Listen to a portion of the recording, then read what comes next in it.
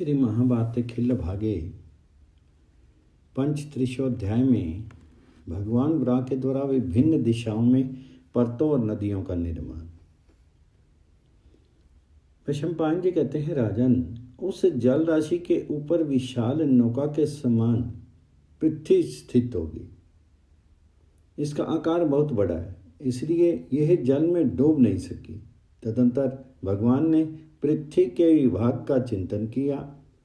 समस्त पर्वत की ऊंचाई, नदियों के मार्ग को सूचित करने वाली रेखा, वे कितने योजन दूर तक बहेगी, इसके प्रमाण, उनकी गति पूर्व की ओर होगी या दक्षिण की ओर, इसके निश्चय, उनके प्रवाह तथा विशेषता, उन नदियों के महात्म्य के विषय में उन्होंने बारंबार विचार किया। चार समुद्र जिसके अंत में हैं, अथवा जो चतुर्दल पद्म के आकार वाली है, उस पृथ्वी की इस रूप में स्थापना करके उन्होंने महासागर का भी निर्माण किया। फिर पृथ्वी के मध्य भाग में स्वर्ण में मेरु पर्वत की स्थापना की। इसके बाद पूर्व दिशा में जाकर के उन्होंने उद्याचल की सृष्टि की, जिसका विस्तार 100 योजन और ऊंचाई सहस्त्र योजन है। वह स्वर्ण में शिखरों से शोभित है। उसके वे शिखर प्रातःकाल के सूर्य के समान तेजस्वी हैं। वे अपने ही तेजों में गुणों से उद्भासित होते हैं। उस पर्वत का निर्माण इस प्रकार हुआ है, मानो कोई विशाल वेदी हो।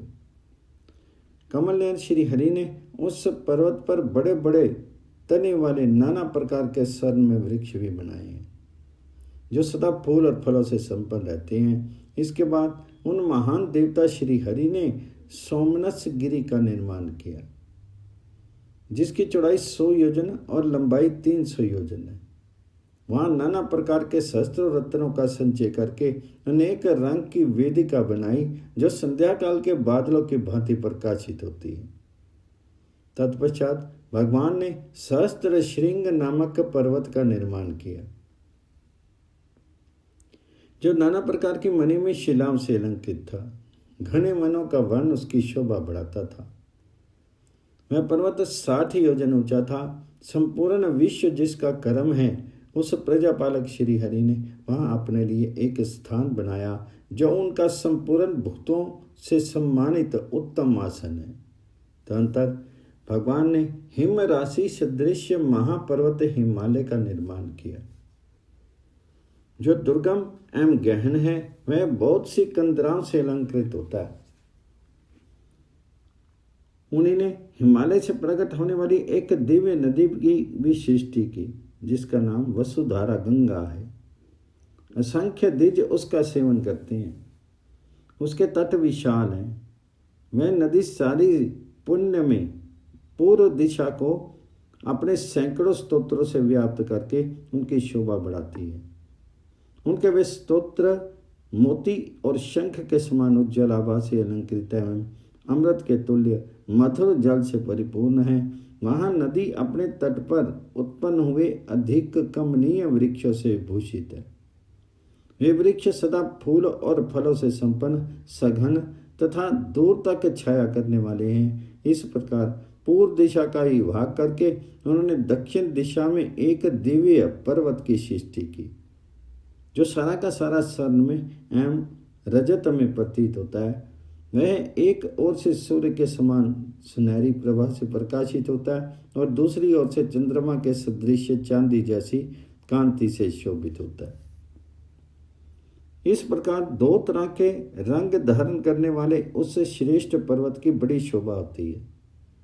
वह एक ही साथ द्विध तेज से व्याप्त होकर के एकत्र हुए सूर्य और चंद्रमा के समान जान पड़ता है। वह महान पर्वत मूर्तिमान सूर्य सा प्रतीत होता है। संपूर्ण मनोवांछित फलों से संपन्न, रमणीय एवं मनोरम वृक्ष उसे सब ओर से घेरे हुए।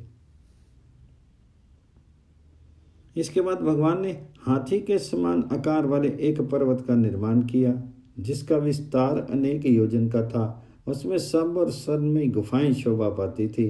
तत्पश्चात उन्होंने ऋषभ के समान आकृति वाले ऋषभ नामक पर्वत की सृष्टि की, जो स्वर्ण एवं कांचन में वृक्षों से संपन्न था। अपने फूलों के कारण वह पर्वत हंसता हुआ सा जान पड़ता था। तदनंतर भगवान ने गिरिराज महेंद्र का निर्माण किया, जो 100 योजन ऊंचा और स्वर्ण में शिखरों से शोभित था। उसके विशाल वृक्ष सुंदर फूलों से भरे रहते थे। वह पर्वत पृथ्वी पर मूर्तिमान प्रतिशोभ सा प्रतीत होता था। तदनंतर श्री हरि ने नाना प्रकार के रत्नों से व्याप्त और सूर्य चंद्रमा के समान कांतिमान मले नामक पर्वत की सृष्टि की, जहाँ विचित्र फूलों से भरे हुए वृक्ष लहलहा रहे थे। इसके बाद उन्होंने दक्षिण दिशा में एक सुंदर और विस्तृत पर्वत महाशैल मैनाक की रचना की, जो शिला समूह से व्याप्त था। तत्पश्चात नाना प्रकार के वृक्ष और लताओं से व्याप्त सहस्त्र शिखर वाले विंध्यगिरि की सृष्टि की। साथ ही वहां से प्रकट होने वाली एक नदी का भी निर्माण किया, जो तट रूपी नितंब भाग से विभूषित थी। उसमें बड़ी भंवरें उठ रही थी। उसका जल दूध के समान स्वच्छ था। वह प्यो धारा नर्मदा के नाम से विख्यात हुई।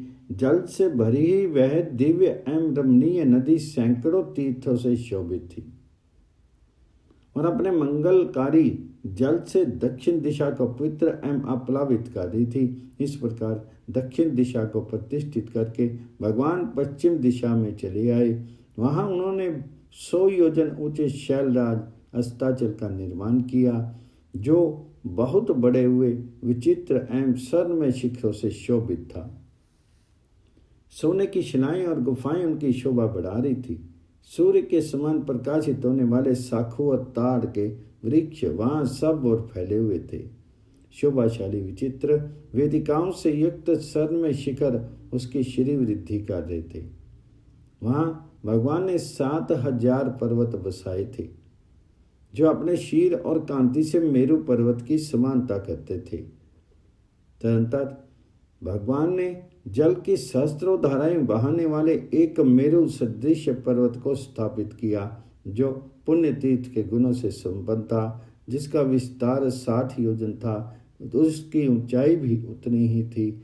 वहीं उन्होंने अपने रूप के समान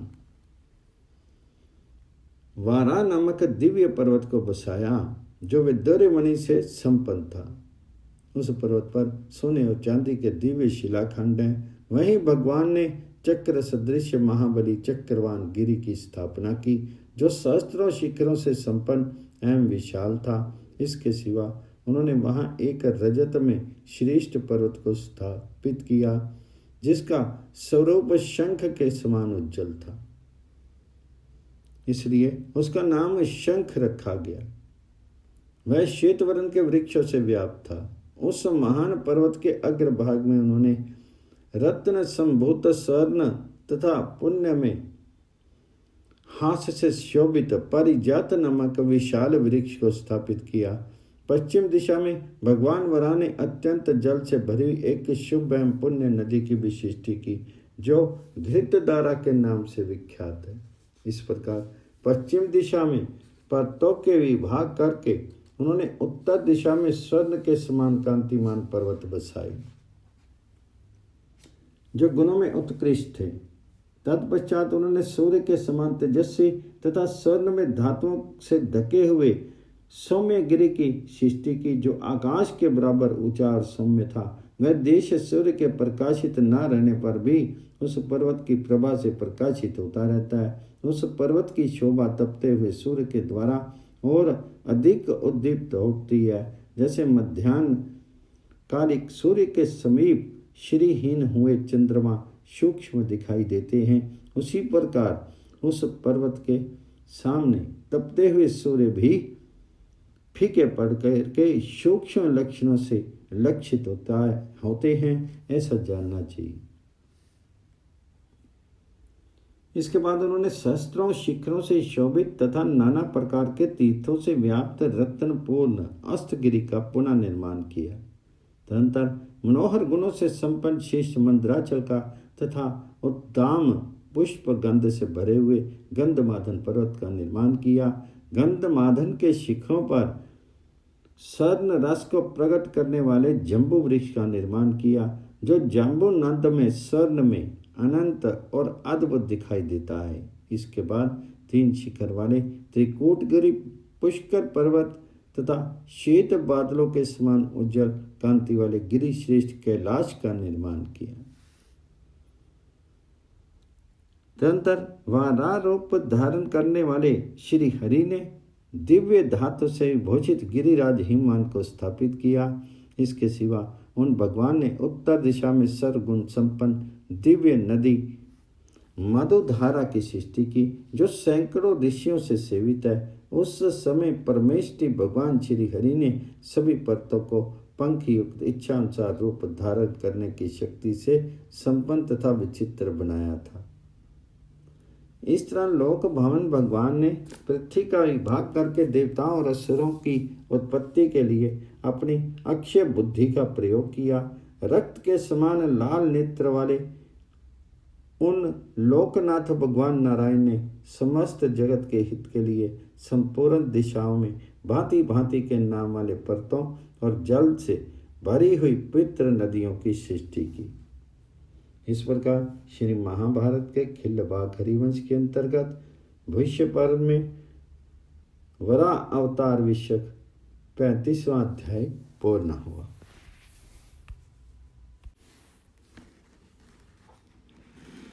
श्री महाभारत खिल्लभागे 36 अध्याय में जगत की सृष्टि का वर्णन वैशंपायन जी कहते हैं, जन्मेजय, तदनंतर सबके पूर्वज भगवान नारायण जगत की सृष्टि की इच्छा से मन ही मन कुछ विचार करने लगे।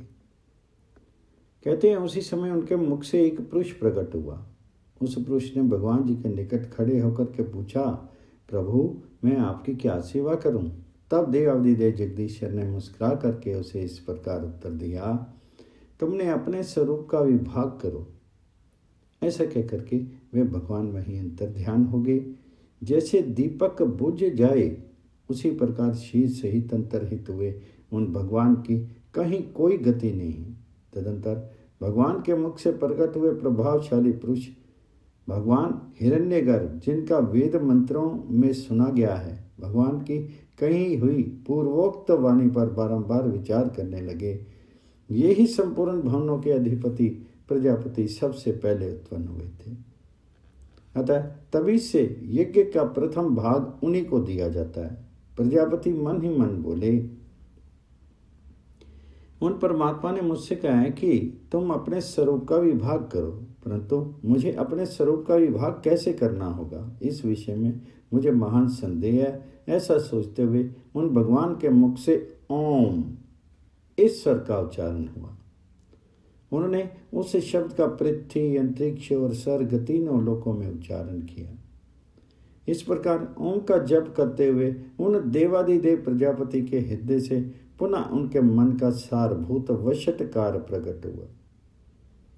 इसके बाद भूमि, अंतरिक्ष एवं स्वर्ग की सारभूता भू भव स्व ये तीन पवित्र महाव्याहुतियाँ प्रकट हुई, जो महासमृति में हैं। तदंतर वेदों में श्रेष्ठ देवी गायत्री प्रकट हुई, जो 24 अक्षरों से युक्त होती है। भगवान ब्रह्मा ने उस पद का स्मरण करके दिव्य सावित्री मंत्र को प्रकट किया।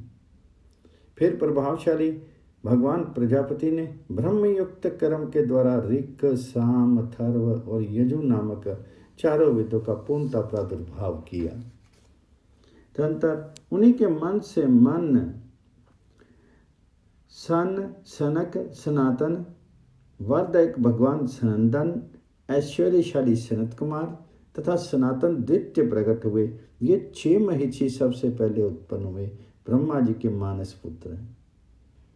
योगी और यति ब्राह्मण योग तंत्रों में ब्रह्मा और कपिल के साथ इन 6 सन, सनक आदि की स्तुति करते हैं। तत्पश्चात कल्याणकारी भगवान ब्रह्मा ने मरीचि, अत्रि, पुलस, पुला, क्रतु, भृगु, अंग्रा तथा यज्ञ, प्रजापति, मनु इन 8 मानस पुत्र महिषियों की सृष्टि की, जो संपूर्ण भूतों तथा देवताओं, असुरों और राक्षसों के भी पिता थे।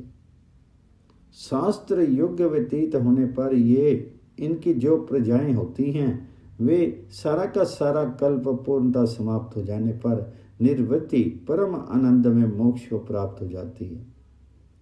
फिर सहस्त्र वर्ष के पश्चात इन्हीं की देव संतानों की सृष्टि के लिए उत्पत्ति होती है।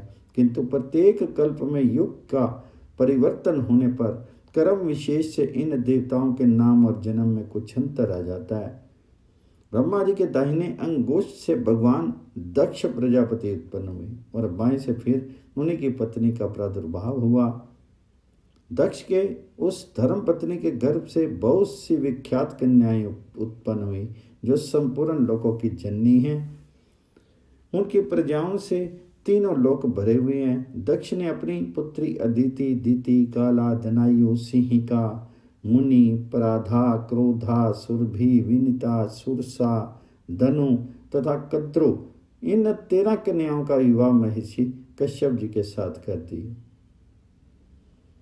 काल की भावी गति को जानने वाली अपनी अंतरात्मा एवं मन के द्वारा प्रजावर्ग का चिंतन करके दक्ष ने अरुंधति, वसु, यामी, लंबा, भानु, मरुत्वती, संकल्पा, मुहूर्ता, साध्या और विश्वा ये 10 कन्याएं ब्रह्मपुत्र मनु को अर्पित कर दी।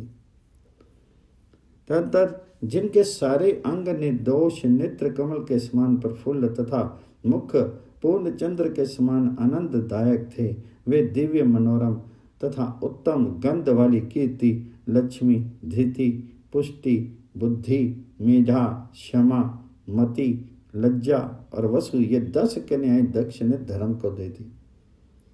अत्रि के एक पुत्र हुआ जिसका स्वरूप जल में था, वही चंद्रमा हुआ।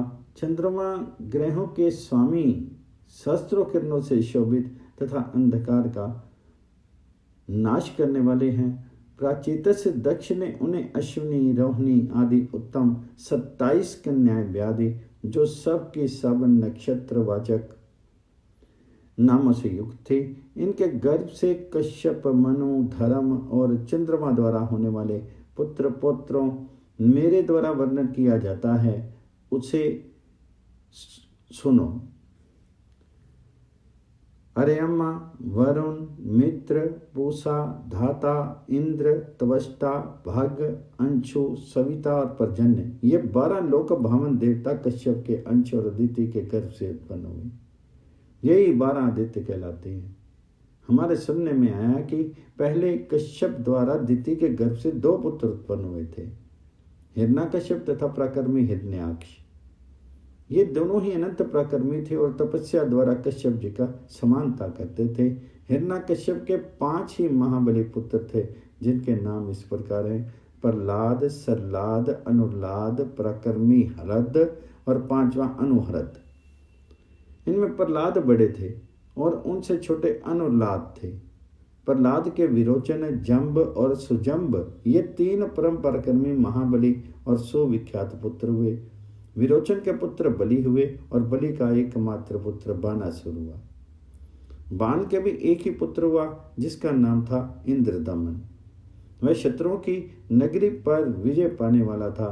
धनु के बहुत से पुत्र हुए जो अपने वंश के विख्यात महासुर थे।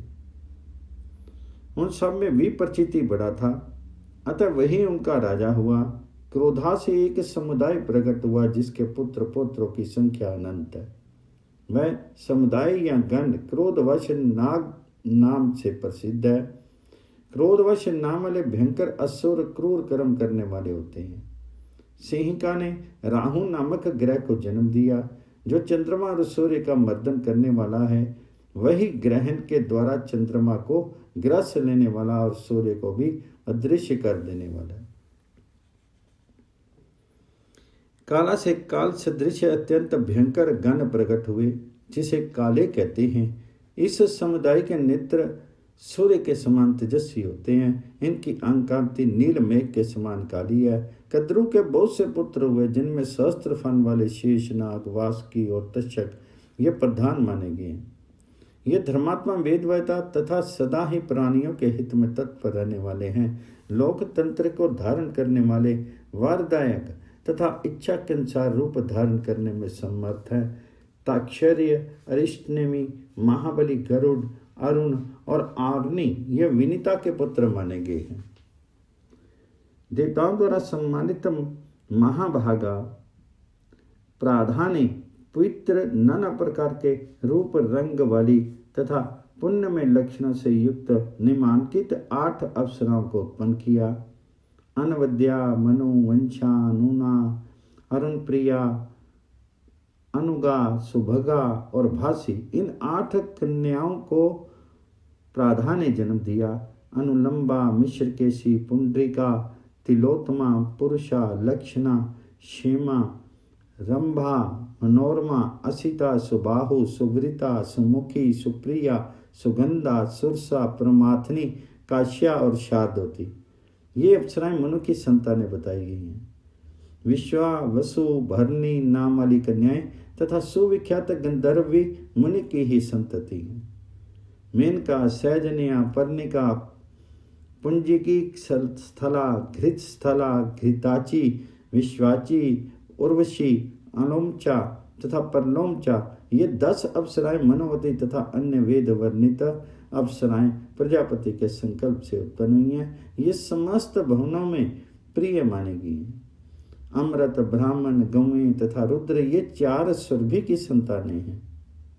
ये पुराण का महत्वपूर्ण निश्चय है। यहाँ तक कश्यप की संतानों का वर्णन किया गया है। अब मुझसे मनु के वंश का वर्णन सुनो। निष्पाप, नरेश, वह सब मैं संक्षेप में ही कहूँगा। विश्वदेव विश्वा की संतान है। साध्य देवी ने साध्य नामक देवों को जन्म दिया। मरुतवती के गर्भ से मरुतवान उत्पन्न हुए। वसु के पुत्र वसु के नाम से ही प्रसिद्ध है। भानु के पुत्र भानु और महोता के पुत्र महुरथ। लंबा ने घोष को जन्म दिया। जामी से नागविथि उत्पन्न हुई। पृथ्वी में जो कुछ विषय हैं वे सब मरुतवती से उत्पन्न हुआ। संकल्प के गर्भ से संकल्प नाम वाला ही पुत्र हुआ। धर्म और उसकी पत्नी लक्ष्मी से काम नामक पुत्र का जन्म हुआ, जो संपूर्ण जगत पर अपनी प्रभुता स्थापित किए हुए है। काम और उसकी पत्नी रति से 2 पुत्र हुए, यश और हर्ष। सोम के रोहिणी के गर्भ से महान कीर्तिमान वर्चा नामक पुत्र का जन्म हुआ। ये वर्चा वही है जिससे उदय लेते ही भगवान सोम वर्चस्वी अर्थात तेज पुंज से परिपूर्ण हो जाते हैं। उस वर्चा या बुद्ध से ऐश्वर्यशाली पुरुरवा का जन्म हुआ, जिसके साथ उर्वशी ने प्रेम संबंध स्थापित किया था। इस प्रकार स्त्रियों और पुरुषों के परस्पर संयोग से शास्त्रों पुत्र और कन्या उत्पन्न हुई। इतना ही जगत का मूल है जिस पर संपूर्ण लोक प्रतिष्ठित है। योगवेता भगवान प्रजापति ने गुण की दृष्टि से समस्त देहधारियों पर दृष्टिपात करके उन सब को यथा योग्य प्रभुत्व पर प्रतिष्ठित किया। उन प्रजापति ने 10 दिशा, पृथ्वी, ऋषि, समुद्र, पर्वत, वृक्ष, औषधि, सर्प, नदी, देवता, असुर, लोकश्रेष्ठा, मरीचि आदि आकाश, भूलोक, क्रिया, यज्ञ तथा पर्वतमाला, इन सब की सृष्टि की। इस प्रकार श्री महाभारत के खिल्ल भाग हरिवंश के अंतर्गत भविष्य पर्व में वराह अवतार के प्रसंग में जगत का सृष्टि विषय 36वां अध्याय पूर्ण हुआ।